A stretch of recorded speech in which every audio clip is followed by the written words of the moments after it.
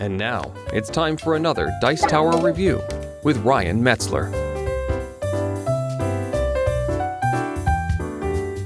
Hey everyone, it's Ryan Metzler here, and today we're going to be taking a look at a print-and-play game.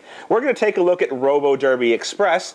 Note that the copy that you're going to see in this review was printed by Andrew Tullison of Print and Play Games. You can find him on Board Game Geek at his own little geek list that he prints and produces these games, and will sell them to you.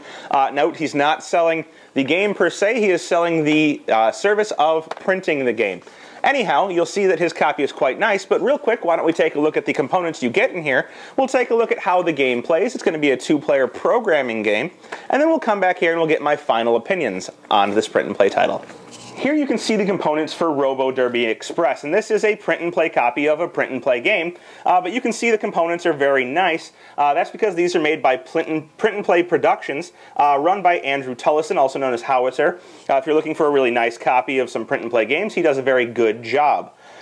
Anyhow, this game is going to be a die-rolling game where you are controlling robots, trying to get them through this maze, starting from this side here, all the way around through these four squares in order, moving in this case in a clockwise direction, and get them to the ending corresponding spot. So red player's trying to get to this A, and the yellow player trying to get to this B.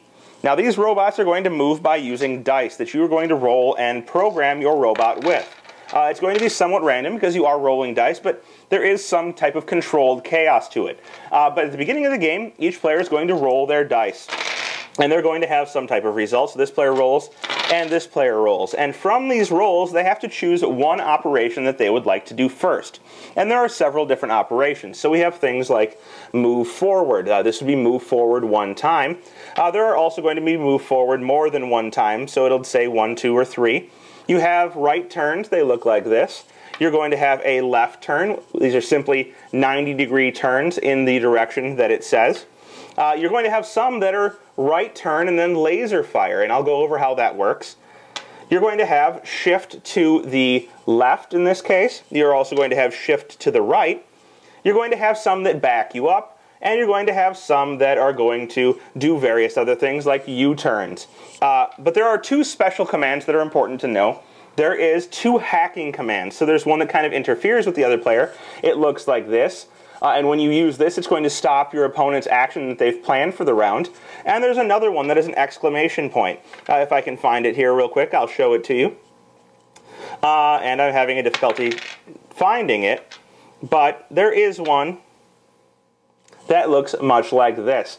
And, well, it looks exactly like this. And when you play this one, it's going to do the exact opposite of what your opponent's card says, or what their die says. So, for example, if it said move forward three times, you'd move backwards 3 times instead.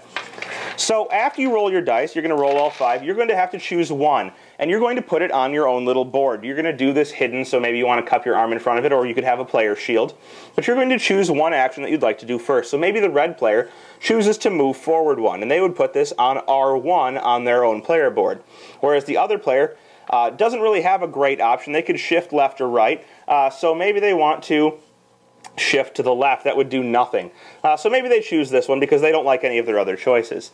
They place that there, and then each player has the choice of either placing more of their dice if they like what they've rolled. So maybe, you know, this player here wants to move forward, and then maybe they want to turn right. Not the greatest of choices, but maybe they want to do it, whereas this player doesn't like any of their dice. Once you've placed at least one, you can re-roll all of your remaining dice. And now you're able to choose from all of those dice, and you have to place one each time you re-roll. So in this case, this player got a move forward 1.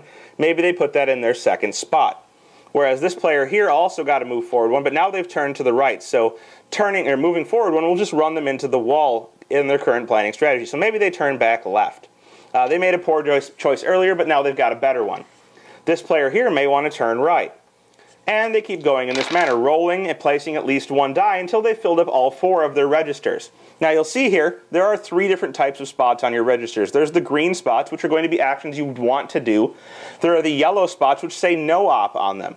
If you ever roll and you don't want to place any of your dice, or you don't like what any of your dice do, and you know you have to place one, you can place it in the no op spot for the column that you have to fill. And when you do this, it means that that operation will not happen. You're simply skipping this turn, and you're not doing something there in order to not mess up your strategy, which somewhat negates the randomness of your dice. Once everyone has placed all 4 of their dice, you're going to go ahead and you're going to activate them. So let's say this is the current situation. Both players have placed, and obviously you'll see you have 1 die left over for each player. This is because you don't have to use all of your dice. You can't use all of your dice. It gives you a little bit more choice. Once you've done this, you're going to resolve from left to right all of your actions. So you'll look here and you'll see each player has a die in their first slot, and there are kind of initiative numbers on these dice.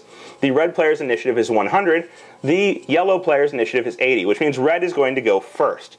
So red has moved forwards 1, and the yellow player would shift 1 to the left, but they can't. There's a wall in the way, so nothing happens, and these dice are done.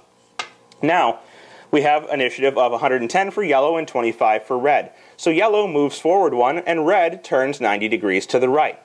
Great. These dice are now done.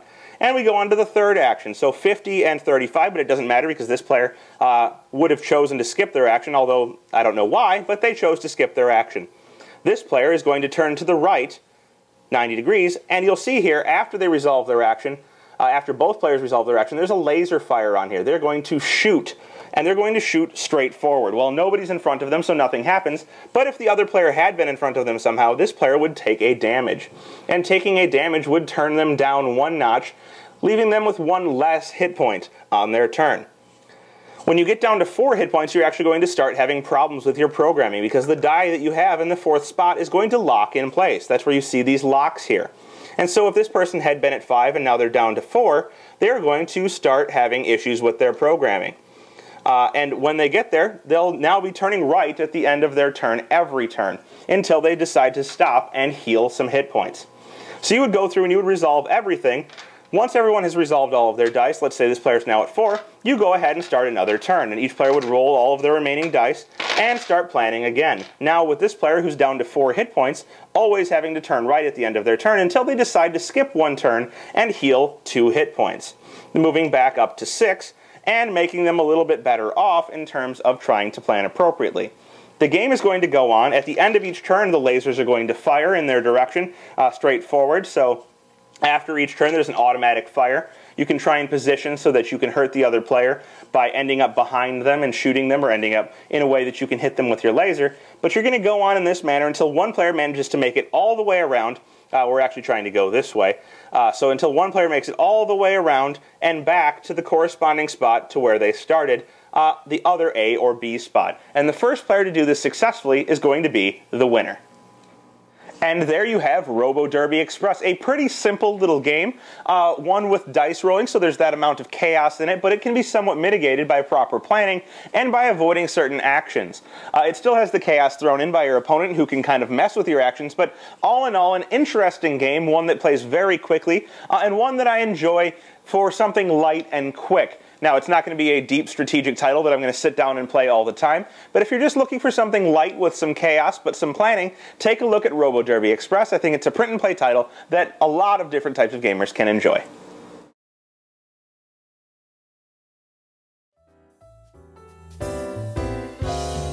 Thanks for watching our review today. For more information about board games, as well as the #1 board game audio podcast, check out Dicetower.com for reviews, interviews, and more. I'm Eric Summerer, and you've been watching The Dice Tower.